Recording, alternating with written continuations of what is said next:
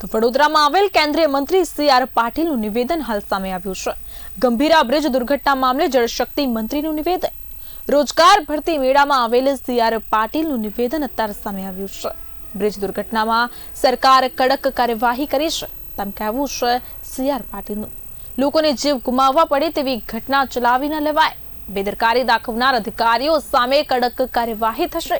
હું અંગત રીતે માનું છું કે આવા અધિકારીઓ સામે સખત કાર્યવાહી થાય તેમ જણાવવામાં આવ્યું હતું।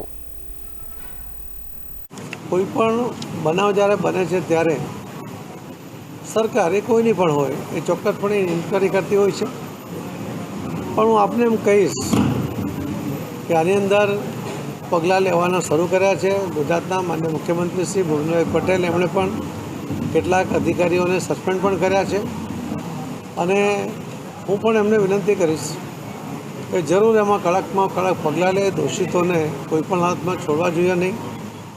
નિર્દોષ લોકો જે રીતે એમણે આજે જાન ગુમાવી છે એમને એમના ફેમિલી પ્રત્યે એમને દિલસોજી છે, પણ સાથે સાથે આવા કોઈ જવાબદાર વ્યક્તિને ન છોડાય એના માટેના તમામ પગલાં ભરવા માટે હું પણ આગ્રહ કરીશ એવું આપને ખાતરી આપું છું।